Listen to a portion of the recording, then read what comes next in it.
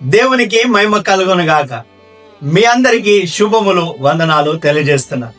ఈరోజు దేవుని యొక్క వాక్యం ఆదికాండం 1వ అధ్యాయం 27వ వచనం.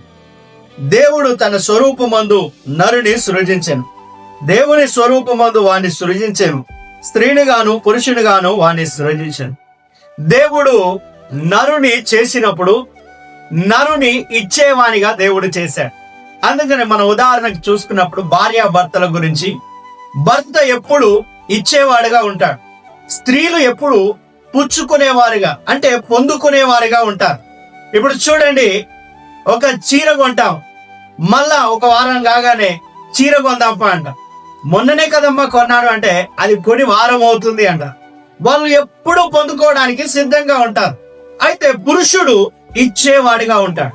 ఈ పురుషుడు ఏదైతే ఇస్తాడో దాన్ని స్త్రీలు అభివృద్ధి చేసి మనకు ఇచ్చేవారుగా కనబడుతున్నారు.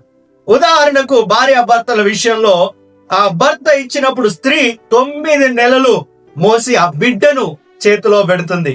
అయితే పురుషుడు ఇచ్చింది మరలా స్త్రీ పురుషుడికి ఇవ్వదు, కానీ దాన్ని అభివృద్ధి చేసి, ఇప్పుడు బియ్యము ఆ సరుకులు ఇచ్చామనుకోండి, ఆ భార్య ఏం చేస్తుంది, దాన్ని అభివృద్ధి చేసి వంటలు చేసి చక్కని భోజనాన్ని నీకు అందిస్తుంది. అందుకనే దేవుడు స్త్రీని పురుషుని చేసినప్పుడు పురుషుణ్ణి ఇచ్చేవానిగా చేశాడు, స్త్రీ పొందుకునేదానిగా దేవుడు చేశాడు. ఈ వాక్యం ద్వారా దేవుడు మనందరినీ ఆశీర్వదించును గాక. ఆమేన్. మనం సబ్స్క్రైబ్ చేసి మన ఛానల్ ని లైక్ చేసి షేర్ చేయండి, ఇక అందరికి స్ప్రెడ్ చేయండి. దేవుడు మనందరినీ దీవించును గాక. ఆమేన్.